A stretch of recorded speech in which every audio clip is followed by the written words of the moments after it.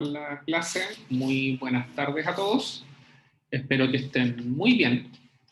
En la clase del día de hoy lo que vamos a hacer es hablar de un tema que quizás a algunos les parezca que no tiene mucho que ver con geología, porque efectivamente tiene mucho que ver con cambio, con ciencias atmosféricas, más lo que hacen en el cuarto piso del departamento de geofísica, pero que sin embargo, debido al impacto que tiene sobre la Tierra y en particular hay ciertos procesos geológicos que se pueden ver influenciados por el cambio climático y también hay evidencia geológica de procesos de cambio climático en el pasado. Creo que es necesario hablar de esto, y lo dice alguien que no trabaja en el tema, que trabaja estudiando erupciones volcánicas con satélites y terremotos, fallas y otras cosas que no tienen a priori nada que ver con esto. Entonces lo que vemos en la figura del fondo es lo que se conoce como la curva de Killing, que es sencillamente un gráfico que sigue una tendencia aproximadamente, o sea, una medición que sigue una tendencia aproximadamente exponencial, una exponencial muy leve, y que muestra que desde el año, desde que se empezó a medir en los años 60, la concentración de dióxido de carbono en partes por millón está aumentando exponencialmente. Yo recuerdo haber hablado, la primera vez que yo escuché hablar de esto no fue en Chile, yo de hecho jamás escuché a ningún geólogo ni a ningún geofísico de tierra sólida que me mencionara nada de esto, de hecho fue en Estados Unidos cuando estaba haciendo mi doctorado, y recuerdo haber escuchado a un profesor de donde estaba estudiando que hizo una apuesta con otro colega y dijo, ya, ¿en qué año la curva de Killing pasa a los 400 ppm? Y creo que fue aproximadamente el 2014, y parece que este profesor perdió la apuesta con su colega.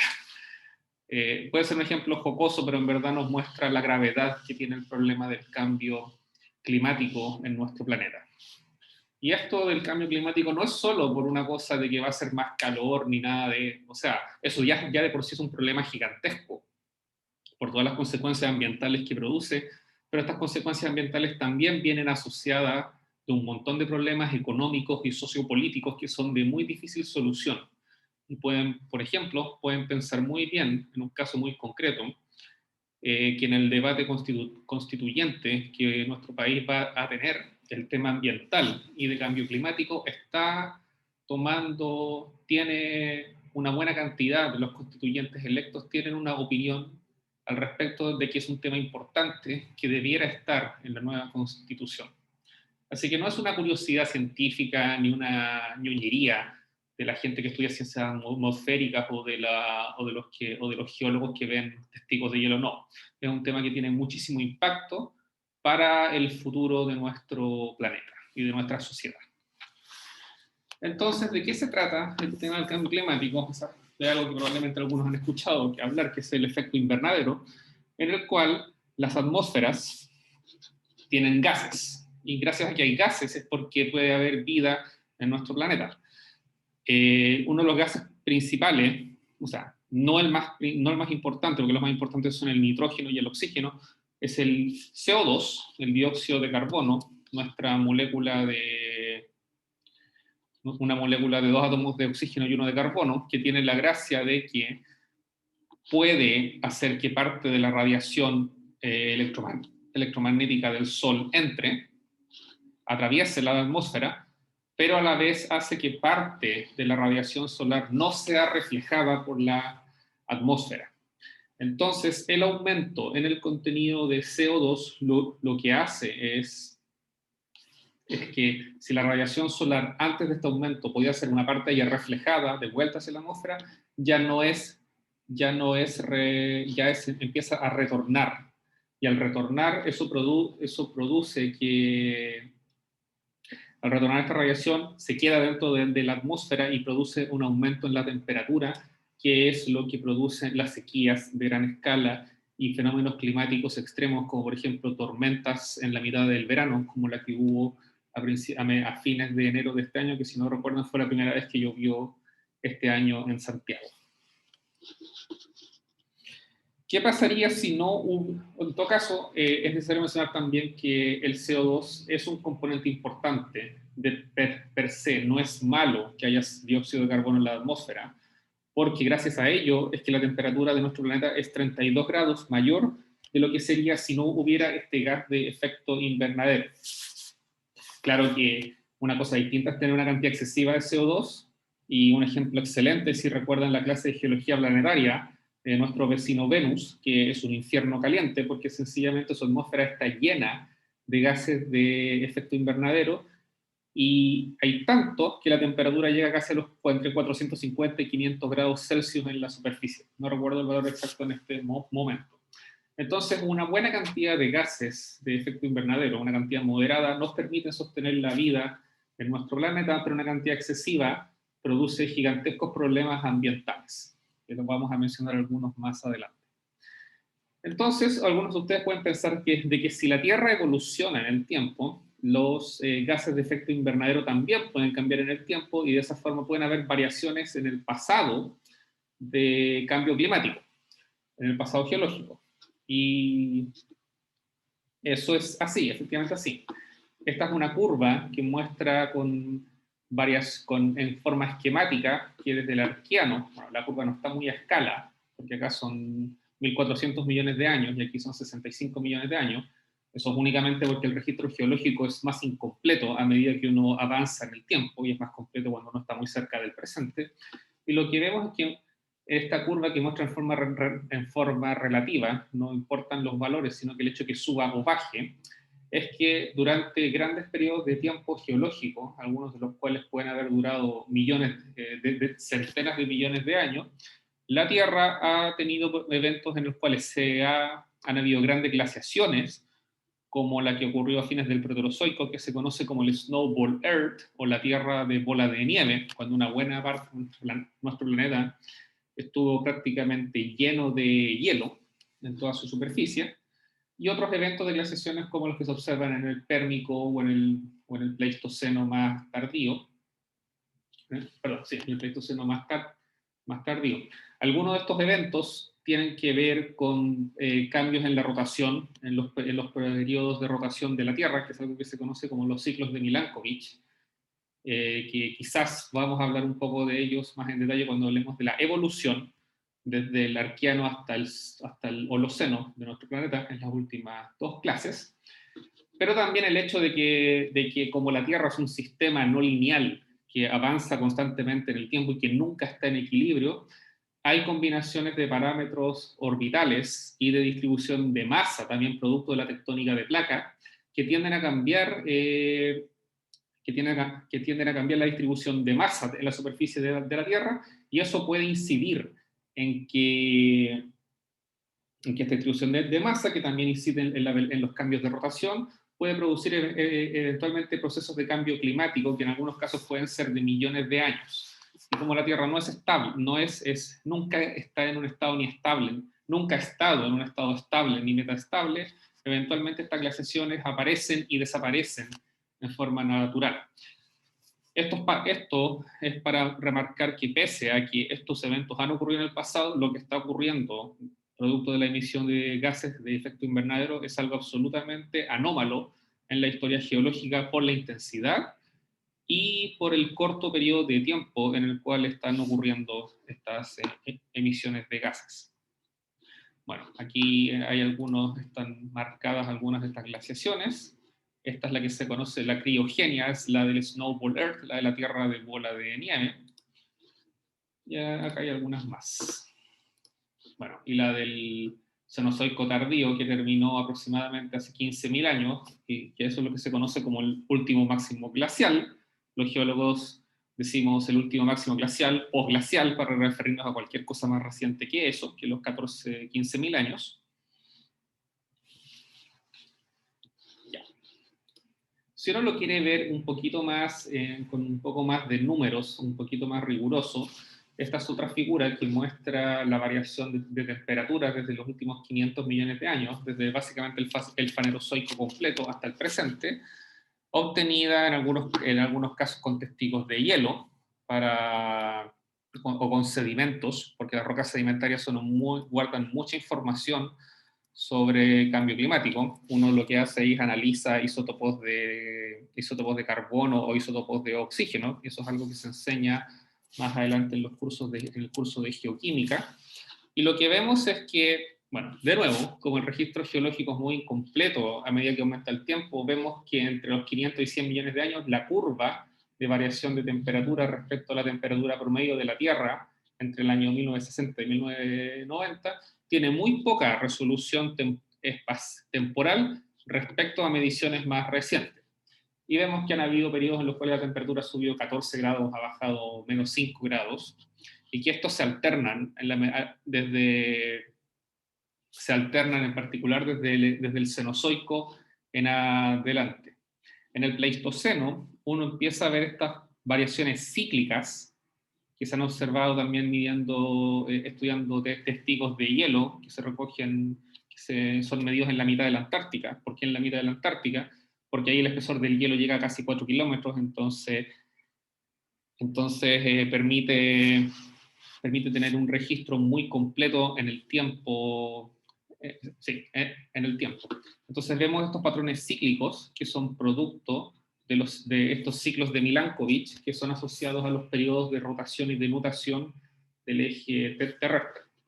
La temperatura de la Tierra fue casi 10 grados más baja en el último máximo glacial, y luego empieza a aumentar, y pareciera que esto ya son predicciones de modelos. Pueden ver que lo que está ocurriendo el día de hoy es algo que es anómalamente alto, en el sentido de que estos modelos predicen que en menos de 100 años la temperatura de la Tierra va a aumentar 5 grados, y eso en el pasado solo ha ocurrido a escalas de tiempo de cientos de miles de años. Por ejemplo, pasar de 0 a menos 10, como en este ciclo de Milankovitch, eso ocurrió en un periodo de más de aproximadamente 50.000 a 100.000 años. Entonces, el cambio climático que está ocurriendo el día de hoy es una cosa anómala respecto a la magnitud que tienen los procesos geológicos en la historia de la Tierra. Y para tratar de entender cómo ocurre el cambio climático, hay que hablar un poquito del ciclo del carbono, que es algo que en esta facultad, sin ser... yo no tengo ninguna formación en biología, conozco gente que trabaja en el tema, pero en esta facultad yo creo que la parte biológica de vida no es algo que sea el fuerte, entonces no es un tema que se trate mucho, o quizás no se trata en la facultad. Pero el ciclo del carbono es importante porque este gas, que es el que da origen al efecto invernadero, se produce, se consume en la... Es un gas de efecto invernadero, es importante porque es el ladrillo principal de la vida. Existen diversas formas, que son el dióxido de carbono en la atmósfera, hay dióxido de carbono orgánico en la vegetación, hay compuestos orgánicos que tienen carbono en las plantas, hay minerales silicatados como la wollastonita, que es un silicato que se observa en rocas metamórficas, que es muy rico en carbono, y el dióxido de carbono se puede encontrar en diversos reservorios, que son principalmente, por ejemplo, la vegetación, el permafrost, que son suelos congelados, los combustibles fósiles, como el carbón, como el gas natural, el petróleo y el carbón, que son la principal fuente de emisión de gases de efecto invernadero. Y dióxido, el carbono, que es emitido ya sea en forma natural, es emitido de forma natural, por ejemplo, por los volcanes, por la meteorización de silicatos, o como parte de la respiración de las plantas, va a la atmósfera, luego vuelve a los océanos, y en los océanos parte de él es enterrado como materia orgánica para luego posteriormente ser subductado. Parte de este CO2 también puede ser incorporado en los corales, por ejemplo, que tienen una concha sus esqueletos son de carbonato de calcio. Y la introducción de gases de efecto invernadero, que es lo que muestran más bien estas flechas en rojo, desbalancean el ciclo del carbono, el cual en general tiende a tener un balance de masa de 0, porque el carbono no se crea ni se destruye, excepto porque está en equilibrio, si no hubiera sido por la introducción de combustibles fósiles, y ellos sencillamente tienden a aumentar su concentración en la atmósfera, y por lo tanto aumentar los gases de invernadero. Esta figura muestra un poco lo mismo, pero perdón, muestra un poco lo mismo, pero ahora ya poniendo un poco más de números. Por ejemplo, la respiración de las plantas contribuye, y la fotosíntesis contribuye en gran magnitud a los flujos de carbono en la atmósfera. Acá las unidades en rojo están en gigatón por año, y y las plantas son efectivamente las responsables del mayor cambio de masa, de intercambio de masa con la atmósfera. Lo que está en azul es lo que se conoce como el ciclo del carbono de escala larga, escala geológica desde decenas de miles de años a millones de años, y esto incluye el enterramiento de materia orgánica, la meteorización de silicatos de silicatos que tienen dióxido de, la meteorización de silicatos con carbono, el enterramiento de materia orgánica, por ejemplo, en los fondos oceánicos, lo que posteriormente va a ser transportado hacia las zonas de subducción, o incluso al manto, y luego parte de ese dióxido de carbono es emitido por el volcanismo. Pero como podemos ver, la emisión de combustibles fósiles produce, respecto a los volcanes, es 2 órdenes de magnitud mayor el flujo que producen los humanos solo por consumir combustibles fósiles respecto a las emisiones volcánicas naturales promedio de los 50, 40 volcanes que al año hacen erupción en la Tierra. Que están haciendo erupción al mismo tiempo en nuestro planeta aproximadamente. Entonces, el ciclo del carbono es un fenómeno complejo. Si pueden pensar esto como un modelo matemático simple, se van a dar cuenta de que cada uno de estos procesos de intercambio les va a dar origen a una buena cantidad de ecuaciones diferenciales o en derivadas parciales, y cuando uno quiere tratar de acoplar todo esto en un modelo numérico para entender el balance de CO2 en la atmósfera de nuestro planeta, uno se encuentra con un problema computacional, físico, matemático, gigantesco, y es tan complejo que muchos de los modelos, al tratar de hacer simplificaciones para que estas ecuaciones se puedan resolver, terminan prediciendo cosas que pueden ser muy distintas respecto al impacto que puede tener el cambio climático a futuro en la temperatura de nuestro planeta. Algunos modelos predicen aumentos de temperaturas enormes, otros dicen que los aumentos de temperatura no son tan altos, entre otras cosas. Entonces, el ciclo del carbono es increíblemente complejo, y pueden imaginar que cualquier cosa que lo saque del equilibrio, como la combustión de combustibles fósiles, va a producir un problema grande en nuestro planeta. El ciclo del carbono corto es básicamente la respiración celular de las plantas, donde el dióxido de carbono con el agua se produce oxígeno y CH2O, que no recuerdo en este momento lo que era, y luego el intercambio de CH2O con oxígeno se traduce en dióxido de carbono y agua en la atmósfera. Entonces, al final, las plantas, la respiración celular de las plantas, que también involucra la fotosíntesis, tiene un balance de masa del orden de 0 en el flujo de dióxido de carbono en la Tierra.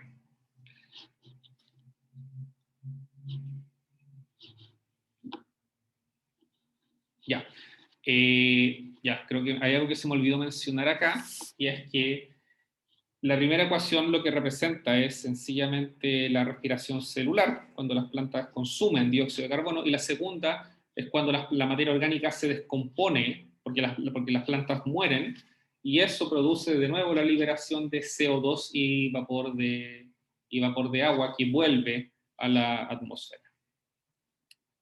El ciclo del carbono también ocurre en los océanos, y acá también alguno quizás se puede imaginar que es algo que tiene su propia complejidad per se, porque el dióxido de carbono de la atmósfera puede ser disuelto en el agua, y en el agua del océano, donde también se puede mezclar con agua, y con la radiación solar las plantas pueden realizar, cosas como el fitoplancton, que pueden producir fotosíntesis.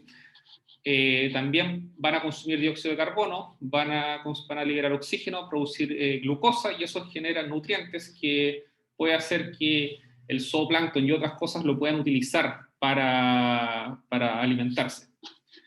Después, otro efecto que puede tener el ciclo del carbono en los océanos es la meteorización química de los carbonatos, como la calcita. Eso hace también que aumente la cantidad de carbonato de calcio dentro de los océanos sí, dentro de los océanos. Cuando la materia orgánica muere, en este caso, el resultado va a ser un sedimento orgánico que también se puede descomponer, y con las corrientes de circulación de agua oceánica, la descomposición de esta materia orgánica va a hacer que este dióxido de carbono que se libera pueda subir hacia las capas superficiales de los océanos mediante un proceso de surgencia, que es lo que se denomina upwelling en inglés, y contribuir nuevamente y liberar este dióxido de carbono y hacerlo disponible para que pueda contribuir nuevamente a la respiración celular de bacterias fotosintéticas y plantas fotosintéticas en las primeras capas del océano. Entonces es bastante complejo y sí, es bastante complejo. Como vimos hace algunas clases atrás y hace algunas diapositivas, el ciclo geológico del carbono, consideramos únicamente que las plantas no existen, pero lo que es una simplificación extrema, porque las plantas son las que las que liberan dióxido de carbono. Pero si lo pensamos a escala más bien de tipo geológico, el dióxido de carbono va a ser liberado por la meteorización de silicatos. La meteorización de silicatos va a producir rocas sedimentarias y va a liberar parte de estos iones que eventualmente van a ser transportados por procesos de erosión hacia los fondos oceánicos, hacia los fondos oceánicos. Las dorsales oceánicas liberan dióxido de carbono en estas erupciones submarinas, en erupciones submarinas, y parte de este dióxido de carbono después va a empezar a acumular en la corteza oceánica, va a ser subductado y eventualmente va a ser liberado como desgasificación pasiva o activa en un volcán. Y eso va a estar disponible para la atmósfera, donde se puede mezclar el dióxido de carbono con agua para producir ácido carbónico, y nuevamente el carbono va a estar disponible de vuelta en la superficie de la Tierra. Entonces también es un proceso que tiene su propia complejidad, y que la forma en la cual las plantas y la materia orgánica lo contrabalancean puede tener efectos grandes en la disponibilidad de CO2 que hay en la Tierra. El dato principal con el que, perdón, esto me lo voy a saltar. El dato principal con el que uno trabaja para entender los procesos de cambio climático es esta cosa que se llama la curva de Killing, que les mostré al principio de la presentación, que se llama Killing en honor al químico que la descubrió en Estados Unidos en la década de los 50. Se mide actualmente en uno de los lugares más clásicos para estudiar una enorme cantidad de procesos geológicos, como es la Isla Grande de Hawái, ¿sí? La misma donde está el volcán Kilauea, de que yo les he hablado harto, la misma donde está la pluma mantélica, que resulta en esta cadena volcánica que se utilizó para desarrollar los modelos de tectónica de placas y de pluma mantélica. Y la gracia es que como la isla de Hawái está tan alejada de los continentes, las perturbaciones antropogénicas que pueden haber, por ejemplo, por plantas industriales que liberan mucho CO2 en zonas urbanas, acá no existen. Arriba del volcán Mauna Loa, que es un volcán activo, que hizo erupción por última vez en 1984, se encuentra un observatorio de la NOAA, de la NOAA, que es una organización de meteorología, una división de investigación oceanográfica y atmosférica del gobierno de Estados Unidos, donde se mide desde los años 50 la cantidad de CO2 en la atmósfera. Y lo que ven es que el contenido de CO2 aumenta casi exponencialmente. Bueno, durante periodos más bien cortos el crecimiento es lineal, pero a escala de 60 años es casi exponencial. Y esta medición, que creo que es de diciembre del año pasado, actualmente ya es un poco más alta, sigue creciendo y creciendo. Y esto es evidencia de que el CO2 que a escala, al menos en la escala de la biota de las plantas, que debería estar en equilibrio, ya que no debería ni aumentar ni disminuir, está aumentando, y eso se utiliza como una de las evidencias principales para mostrar que el mayor consumo de combustibles fósiles desde la revolución industrial a mediados del siglo XIX ha producido un aumento sistemático de las concentraciones de dióxido de carbono en la atmósfera. Bueno, y esta persona que está acá es Charles Keeling, que era un químico atmosférico, no era geólogo ni nada por el estilo. Entonces, si ven un poquito más la curva, con un poco más de detalle, van a ver una variación, una señal que varía con un periodo mucho más corto. Uno ve la curva superpuesta, esta curva, que sigue una tendencia exponencial, pero sobre ella uno ve esta cosa que podría parecer, dependiendo de la escala con la cual uno la grafique, como si fuera una sinusoidal, o una combinación de una función coseno con un seno. Entonces la curva de Keeling tiene un periodo anual, que vamos a ver más en detalle en la siguiente diapositiva. De hecho, la curva de Keeling es un excelente ejemplo para la gente que quiera aprender al análisis de series de tiempo en ciencias de la Tierra, por ejemplo, con transformadas de Fourier para hacer filtros fase abajo o cosas de ese tipo, porque uno ve en forma muy clara los dos periodos, el periodo corto, producto de esta variación anual, y la tendencia de largo plazo, producto del aumento de CO2 en la atmósfera.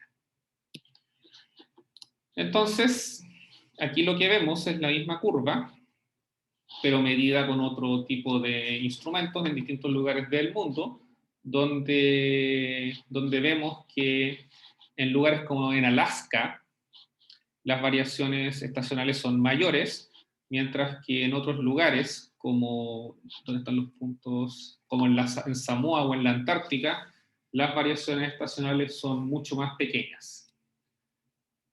Entonces, esta variación estacional es producto en general, a escala del planeta, es producto de la ciclicidad que tienen las estaciones, lo que incide en las tasas de combustión de CO2, como parte de la respiración celular y de la fotosíntesis de las plantas. Es muy tenue en la Antártica, por la simple razón de que la Antártica está muy lejos de los centros más contaminantes que emiten más CO2 de nuestro planeta. Por la misma razón también es más atenuada en el hemisferio sur, nuevamente porque en el hemisferio sur vive mucha menos gente que en el hemisferio norte. Y yo tendría que pensar que precisamente por eso las variaciones pueden ser mayores en el hemisferio norte, quizás porque los gases de efecto invernadero podrían concentrarse más en esa zona que en el hemisferio sur nuevamente, porque la mayor parte de la emisión de CO2 es en el hemisferio norte y no en el sur. Profe, ¿Sí? entonces todas esas variaciones son antropogénicas, esas las anuales. ¿La cual, perdón? ¿Las variaciones estacionales son solo antropogénicas entonces o también hay alguna No, causa como natural? las variaciones estacionales en el año son por la respiración de las plantas. La que es antropogénica es el crecimiento continuo, el crecimiento de largo plazo, el aumento exponencial. Ah, ok, vale. Entonces, esta curva solo existe desde los años 50, cuando Charles Keeling empezó a medir esto, que empezó como un experimento, como muchas cosas en ciencia, tratando de medir un proceso de otro tipo, y se dio cuenta que hizo un descubrimiento gigantesco en ciencia atmosférica. Pero, ¿qué pasa a escala un poquito más larga?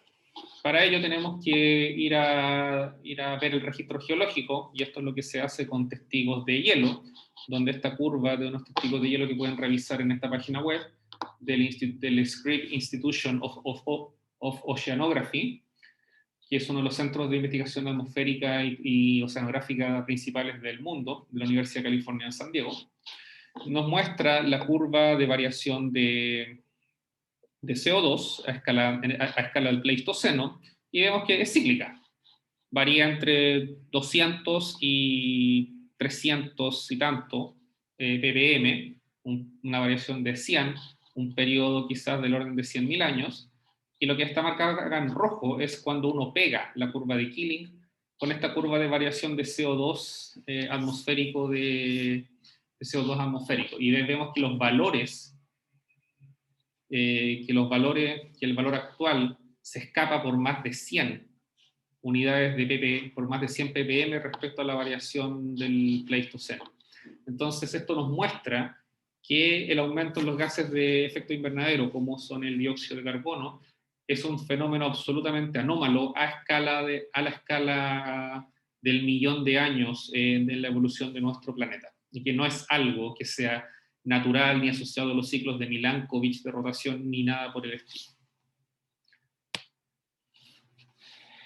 En esta figura lo que mostramos es nuevamente la curva de Killing. Acá en más negrita es lo que efectivamente se ha medido, lo anterior es más bien extrapolado, porque antes del año 50 esta cosa no se medía.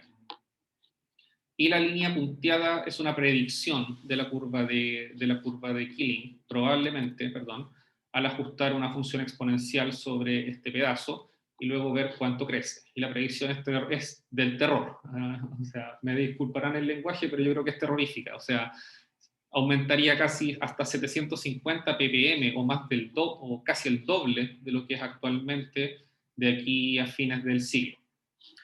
Y eso vendría de la mano del caso de que la población mundial siga aumentando y no se tomen medidas para mitigar las emisiones de combustibles fósiles, como se muestra acá. Esta es la emisión de combustibles fósiles, aumenta muy notoriamente luego del desarrollo económico que tuvo el mundo luego del fin de la Segunda Guerra Mundial, y en esta predicción se asume que va a seguir, y que va a seguir aumentando, y que solo va a variar a finales del siglo XXI. Y el resultado es más y más CO2 en la atmósfera. Ahora, ¿qué pasaría si sencillamente paráramos la emisión automáticamente paráramos la emisión de CO2 producto de los automóviles, de los aviones, de las industrias? Bueno, la concentración de dióxido de carbono quedaría estable, pero eso es algo que tampoco va a suceder por la simple razón de que igual necesitamos movilizarnos, igual necesitamos producir cosas en fábrica. Entonces, hay que buscar un equilibrio, y eso es lo que tratan de hacer en las grandes reuniones internacionales de cambio climático, donde se tratan de tomar medidas para mitigar y disminuir las emisiones de CO2 a la atmósfera. Ahora, ¿cómo sabemos que este aumento de CO2 es antropogénico y no es producto por ejemplo, y no es producto por ejemplo, de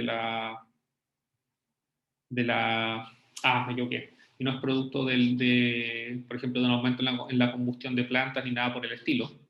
Bueno, para eso hay que llamar a nuestros colegas los geoquímicos, que son especialistas en analizar isótopos y realizar, ya sea para estimar la concentración de un isótopo de carbono o para determinar la edad que tiene la materia orgánica cuando ésta se descompone, mediante el método de carbono 14.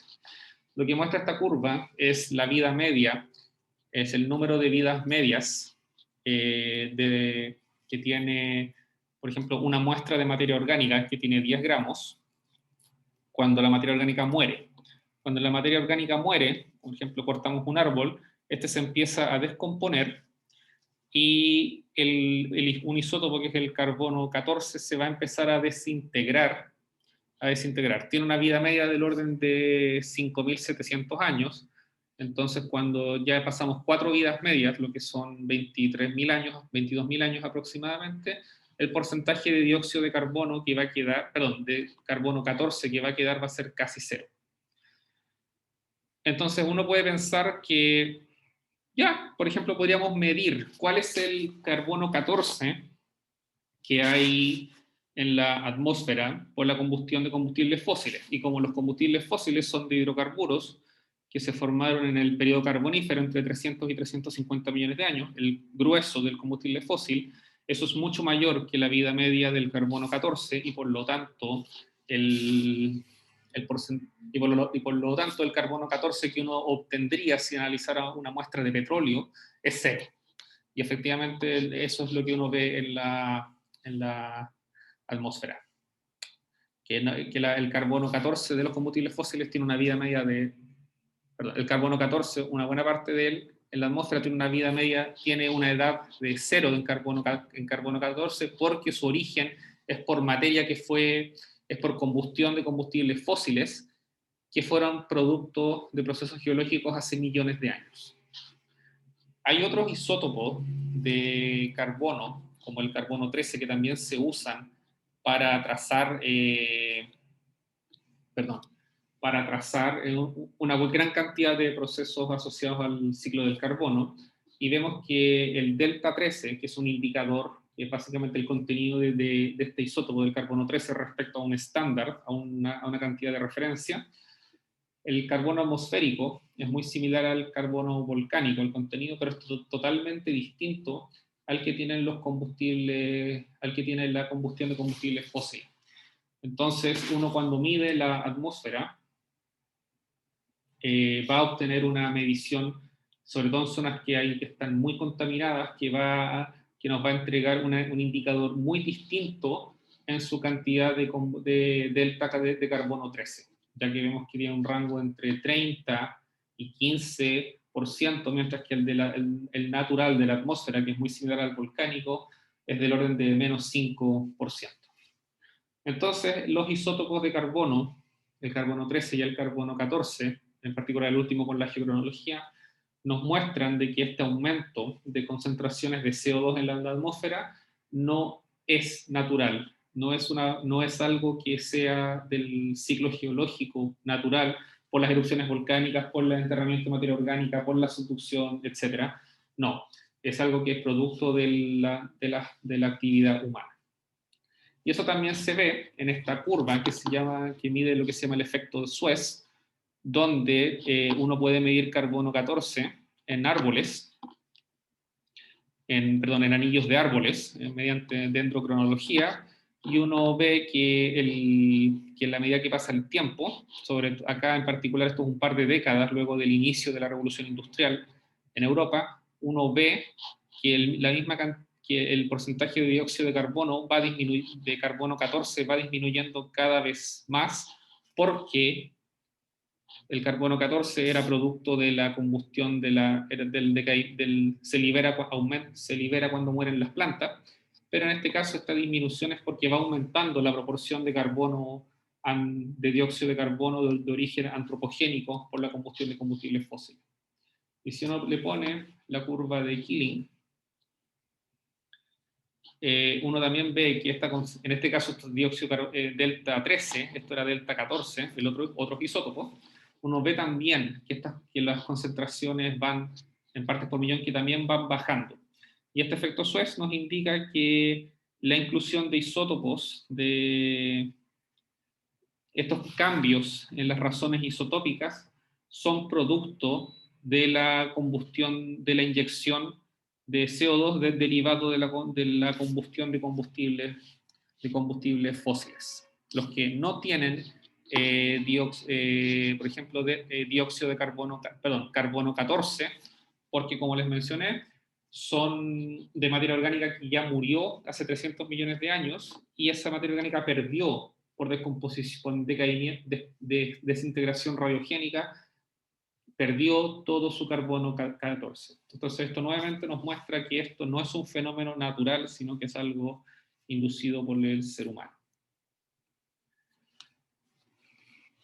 Estas son gráficos que nos muestran las concentraciones de CO2 en la atmósfera desde 1850, nuevamente un poco después del inicio de la revolución industrial, y vemos que luego del fin de la Segunda Guerra Mundial, que es aproximadamente acá, es cuando se dispara las emisiones de CO2 hacia la atmósfera por el desarrollo económico que ha tenido el mundo desde hace 75 años aproximadamente.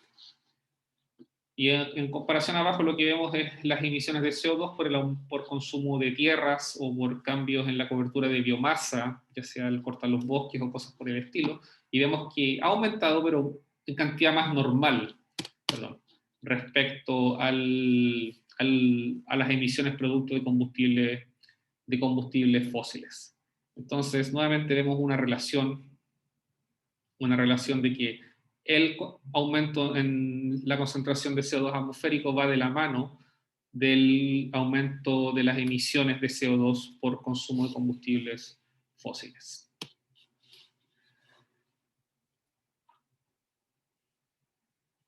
Entonces, en esta curva vemos la relación entre ambas, perdón, donde, a ver, denme un minuto porque hubo un problema acá con la leyenda de la figura. Espérenme un poco, voy a arreglarla rápidamente.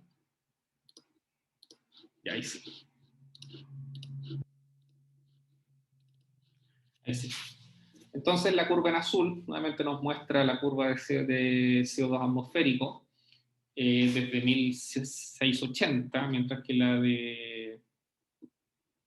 línea roja es la emisión de CO2 por combustibles fósiles, y vemos que la emisión es mayor que el aumento en la concentración de CO2.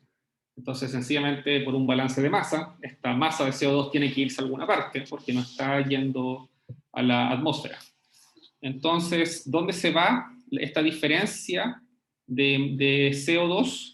Bueno, los océanos también son un reservorio grande de CO2, entonces ahí también hay toda una discusión científica de alto nivel y también bastante incierta sobre cuánto se van a acidificar los océanos por el aumento en el CO2, y eso también puede producir efectos gigantescos sobre los corales o cosas que tienen carbonato de calcio, ya que la acidificación puede disolverlos. Pero también una parte de este CO2 se asume que es almacenado por la biosfera del hemisferio norte, y del hemisferio norte nuevamente porque ahí hay más masa de vegetación que en el hemisferio sur. Entonces, hay... Sí, eso. Ahora, les mencioné lo de la acidificación de los océanos, ya que ahí tenemos nuevamente datos de diverso tipo que nos muestran eso, donde estas curvas lo que muestran es el pH, el logaritmo de la concentración de hidrógeno, que es indicativo de la acidez. Un medio ácido tiene un pH de 1, un medio básico tiene un pH de 14, y vemos que en mediciones de, creo que no recuerdo con qué está hecho esto, pero en series de tiempo donde se mide el pH se ve que el pH va disminuyendo producto del aumento de la cantidad de CO2 en la atmósfera. Entonces estamos bajando desde un pH levemente alcalino, desde 8.12 hasta, por ejemplo, 8.08. Y eso va de la mano directamente con el aumento en las emisiones globales de CO2. Ahora, ¿qué es lo que sucede en los océanos? Esto se los había mencionado anteriormente. El aumento de CO2 en el océano por la disolución del dióxido de carbono atmosférico con el agua producen ácido carbónico que puede disolver los corales, entre otras cosas. El ácido carbónico se puede transformar en un ion de bicarbonato y liberar hidrógeno. Y nuevamente, perdón, esa es la reacción natural. Pero si el ion bicarbonato interactúa con calcio, por ejemplo, que tienen cosas como los corales, también puede hacer que precipite otro tipo de carbonato de calcio, que en este caso puede ser de origen más bien antropogénico y no biogénico. Entonces también pueden cambiar la mineralogía que tienen los corales, por ejemplo. Entonces tiene un efecto, el cambio en el pH, producto de la disolución de CO2 en los océanos, tiene un efecto muy grande sobre el balance químico de estos. Ahora, entremos a lo que nos compete más asociado a temas de cambio climático. ¿Está cambiando la temperatura de la Tierra? Sí, eso es. Yo creo que a nadie a esta altura le debe quedar duda de que hace 15 años la temperatura era más fría. Santiago se escarchaba, eso ya no pasa, llovía más, ahora llueve cada vez menos. Hace 2 días vi una noticia hablando por enésima vez de la mega sequía que azota el centro de nuestro país. Y en esta figura lo que vemos son, son variaciones de temperatura promedio respecto a un número, donde vemos que aproximadamente entre 1940 y 1980 la temperatura promedio de la Tierra ha aumentado del orden de 1 grado respecto a las décadas pasadas. A fines del siglo XIX la temperatura promedio podía ser un poquito menos, un poco menor que la temperatura en la primera mitad del siglo XX, en este caso medio grado menor, pero desde mediados del siglo XX está aumentando. Y las predicciones de los modelos de cambio climático indican que la temperatura puede subir entre 1 hasta 5 grados, perdón, entre 2 y 5 grados hacia finales del siglo XXI. Y ahí es donde de nuevo entra la incertidumbre que tienen estos modelos climáticos mega complejos que tratan de simular toda la circulación de la atmósfera, la interacción de las plantas, la interacción con los procesos geológicos, entre otras cosas.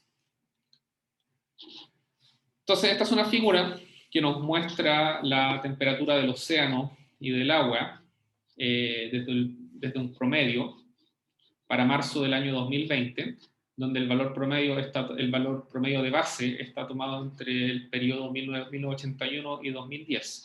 Y vemos que en la mayor parte de las masas continentales, y ni siquiera las masas continentales del planeta, la temperatura ha aumentado.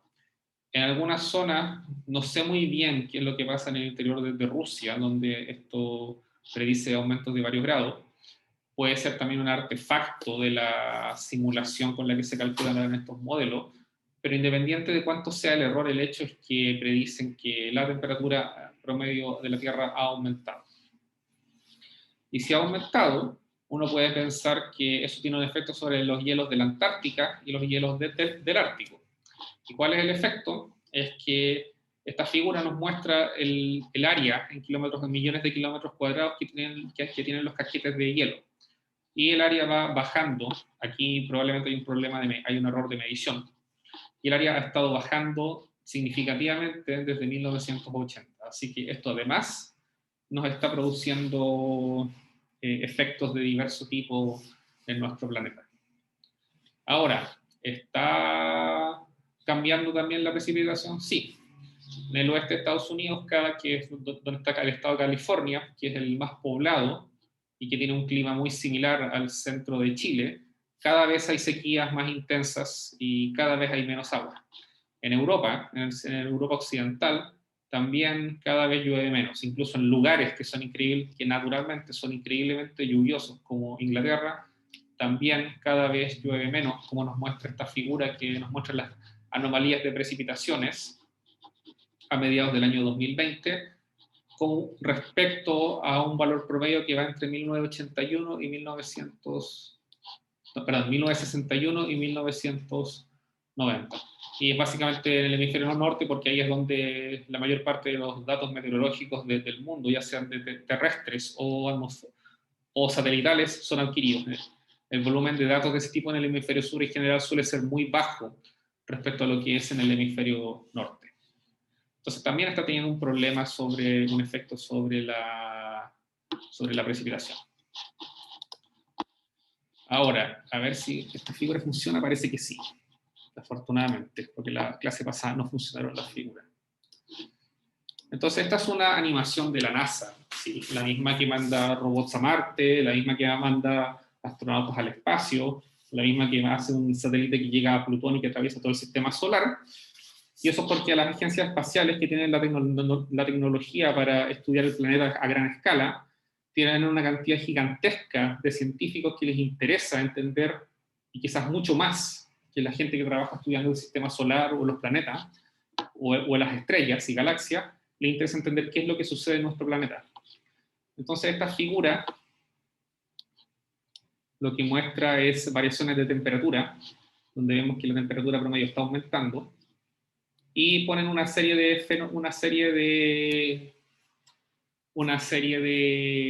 fenómenos que la variación de temperatura queda asociada a una serie de fenómenos, como producto de emisiones volcánicas, que sí tienen un efecto, pero es un efecto muy menor y muy localizado en el tiempo, asociado a ciertas erupciones, asociado a cambios orbitales, asociados a la actividad solar, y todas ellas son pequeñas en magnitud respecto a lo que uno observa con las temperaturas promedio de la Tierra, o incluso factores naturales, o el uso del suelo, entre otras cosas, la concentración de ozono, los aerosoles, bueno, acá sí hay una relación, pero cuando uno grafica los gases de efecto invernadero es cuando vemos nuevamente que el aumento de la temperatura está asociado a la mayor emisión de CO2 por combustión de combustibles fósiles. Entonces, al final son los factores, es el ser humano el que está cambiando el clima de la Tierra, y eso es lo que ha llevado a que ciertos científicos también hablen de que ya no estamos en el Holoceno, sino que estamos más bien en el Antropoceno, donde somos nosotros los que estamos realizando estos cambios en nuestro planeta. Ahora, evidencias más allá de las mediciones que uno puede hacer con un instrumento de diverso tipo, que miden gases atmosféricos. ¿Cuáles son las evidencias de calentamiento global? Los efectos. Bueno, hay efectos sobre el nivel del mar, sobre la cobertura de nieve, sobre los volúmenes de glaciares, sobre el contenido de vapor de agua, sobre la temperatura del océano, sobre la precipitación, entre otras cosas. Y por lo mismo, hace nuevamente les remarco el tema de la sequía en Chile central. Esto ya lleva 10 años, y los aumentos de temperatura desde hace 10 años a escala mundial han sido bastante más fuertes que lo que ha ocurrido en las décadas anteriores. Y eso se ha traducido en que cada vez, por ejemplo, hay menos nieve en la cordillera en invierno. Los glaciares de las montañas, como el Cerro El Plomo, que se ven desde Santiago, disminuyen su tamaño, y eso significa que cada vez va a haber menos agua y menos escorrentía superficial, que se pueden utilizar para la agricultura y para el consumo humano. Entonces, nuevamente, ¿qué evidencias tenemos? Estos no son distintos juegos de datos que determinan el nivel del mar, la cobertura de hielo en el Ártico, la temperatura la temperatura del agua, del océano, la temperatura de la superficie del océano, la temperatura de la superficie, y vemos que hay un aumento desde la revolución industrial aproximadamente de 1,5 grados en la temperatura. Entonces es increíblemente preocupante todos estos efectos de gases invernaderos. Ahora, si recordamos lo que hablamos la semana pasada sobre los glaciares y sobre los efectos planetarios, las glaciaciones han producido cambios en el nivel del mar, pero si uno derrite todo ese hielo que hay en Groenlandia, que hay en la Antártica, entre otros lugares, eso va a hacer que el nivel del mar aumente, y eso va a tener un efecto tanto en las zonas costeras, donde ya sencillamente no se va a poder vivir porque van a estar completamente inundadas, y eso probablemente también tenga un efecto sobre los procesos de circulación del océano, que también son importantísimos para entender la dinámica sobre todo la dinámica reciente de nuestro planeta, y también el tema del ciclo hidrológico. Entonces, si vemos la curva de cuánto ha variado el mar desde el último máximo glacial, hace entre, no sé, 21 y 15.000 años, cuando el nivel del mar estaba 150 metros más abajo de lo que está actualmente, subió casi exponencial y se estabilizó aproximadamente a los 5.000, 4.000 años. Si ahora uno solo se enfoca en este pedazo que está acá, uno ve que por el derretimiento de las masas de hielo desde el último máximo glacial, el nivel del mar ha subido 14 metros en los últimos 8.000 años. Entonces, si derretimos todos los glaciares de la superficie de la Tierra, el nivel del mar va a seguir aumentando y puede subir algunos metros más. Entonces, ¿qué vemos acá en esta figura? Es cuánto ha subido el nivel del mar desde el 1700 aproximadamente. No tengo muy claro cómo lo calculan antes de que hubieran mediciones instrumentales de diverso tipo, Y lo que vemos es que el nivel del mar ha subido, todavía no ha subido más de 1 metro, ha subido aproximadamente 30 centímetros. Y nuevamente vemos una tendencia desde 1880, este periodo de tiempo, acá vemos un zoom hacia ese periodo y vemos que ha aumentado el orden de 20 a 25 centímetros en general. Y si uno puede ver en distintas zonas, ve que uno tiene las series de tiempo largas, que son estas que están en grises, pero uno las puede filtrar, y uno ve que la tendencia al nivel del mar es que aumente, es que el nivel del mar siga subiendo. ¿Y dónde está subiendo más? Principalmente en el sudeste asiático. Las razones las desconozco y quizás tienen que ver con los procesos de circulación oceánica. Ahora, ¿qué pasaría si derretimos todos los glaciares, los de la Antártica en gris, los de Groenlandia en verde, y otros glaciares, y los sumamos? Vemos que el nivel del mar puede subir hasta 14 metros, lo que es muchísimo, y eso terminaría por inundar todos los puertos actuales del mundo. Así que tiene un impacto gigantesco el aumento del nivel del mar producto del cambio climático. Y efectivamente lo que se ha medido con satélites, al menos en lugares como Groenlandia, es que, bueno, acá no salen las unidades porque me equivoqué al copiar las figuras, pero esto lo que indica es la pérdida de masa en los glaciares de Groenlandia, y vemos que los bordes de los glaciares han perdido masa del orden de gigatones por año. Y si uno tiene una serie de tiempo, que son estas que se muestran acá, que muestran el área de los glaciares, vemos que hay variaciones estacionales, pero la tendencia de largo plazo, de 30 años, es que el área de los glaciares de Groenlandia disminuyen y que se van adelgazando. Y las zonas que más se van adelgazando son las que están más cerca de los océanos, en parte porque las zonas cercanas a los océanos son más calientes naturalmente que el interior de los continentes. Entonces, la única zona que se salva es el núcleo interno más alejado de los océanos de Groenlandia.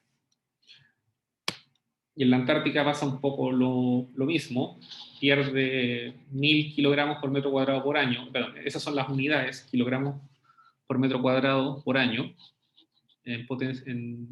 sí. Y las zonas que más pierden masa son las costas de la Antártica, y en particular el sector que está justo más cercano a la península antártica es el que más se adelgaza la cobertura de hielo. Creo que se llama el glaciar de Pine Island, de la isla de los Pinos, no sé por qué, pero esa es una zona que sistemáticamente se ha observado que es donde están los mayores adelgazamientos de la cobertura de hielo de la Antártica. Si vemos el caso de Chile, que es algo que nos afecta a nosotros muy directamente, este es un hidrograma, aquí está un poco cortado, nos muestra la variación anual del caudal del río Maipo, y vemos que desde el año 2010 el caudal ha bajado enormemente. Y ha bajado de la misma forma que en esta serie de tiempo al lado nos muestra que la línea de nieves, donde el límite mayor donde la nieve se mantiene en estado sólido una buena parte del año, ha estado aumentando producto del aumento de las temperaturas. Entonces, esto significa que hay menos agua disponible para el consumo humano cerca de la ciudad de Santiago. ¿Qué tan irreversibles son estos cambios? Eso es algo que los científicos de todo tipo, meteorólogos, oceanógrafos, biólogos, ingenieros, muchos ingenieros también que ayudan a desarrollar estos modelos computacionales, todavía no tienen muy claro. Pero muchos de los aspectos ya llegaron del cambio climático y van a estar presentes en el futuro quizás varios siglos. Aún así, si se detienen las emisiones de gases de efecto invernadero.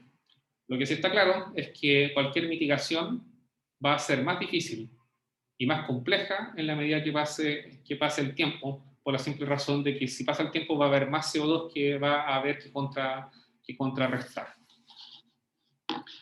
¿Y cuál es el futuro? Bueno, como les mencioné bastante, hay algunas predicciones que son bastante escalofriantes que predicen de los RCP, que son los paneles de cambio climático de las Naciones Unidas, que dependiendo de cuánto estabilicemos el consumo de CO2, la temperatura del planeta puede aumentar hasta 4 grados para finales del siglo XXI o puede aumentar solo 1 grado si es que no, perdón, si es que tomamos medidas al día de hoy. Y eso es algo que es un tema de decisión política a nivel mundial, y se pueden imaginar lo complejo que debe ser poner en una misma mesa los intereses de varios países que van desde la Comunidad Europea a Estados Unidos, a China, a la India y a Rusia. Y menciono a ellos porque son los que al final tienen más peso en este tipo de decisiones. Con eso termino la clase, que fue un poco más distinta, pero que creo que debería ser una alfabetización básica para todo el tipo de gente, para todos los cientistas de la Tierra.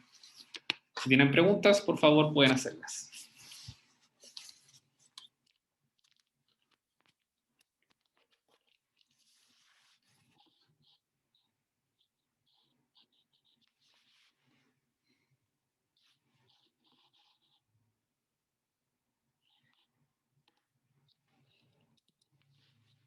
Bueno, acá una cosa que se me olvidó mencionar. ¿Cuánto nos costaría mantener el CO2 menor a 480 ppm? Hay que parar el consumo global, y eso significa también tener un cambio absoluto en el paradigma económico de cómo funciona la sociedad capitalista moderna de todo el mundo.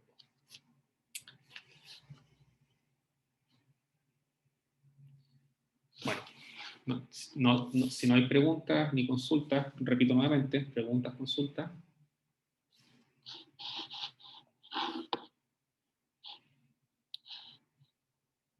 Pareciera que no. Bueno, entonces nos vemos en 10 días más, porque la próxima semana, si no me equivoco, hay receso universitario. En el control va a entrar principalmente la materia que vamos a ver, que vimos entre el control 1 hasta la clase de hoy día. Va a tener la misma lógica que el control 1, no va a ser de memorizar ni nada, va a ser de aplicación, y va a ser más corto que el control 1. Entonces nos vemos en 10 días más aproximadamente. Chao, profe. Chao, que estén Muchas gracias, bien. profe. Cuídese. Hasta luego. Chao, gracias. Profe.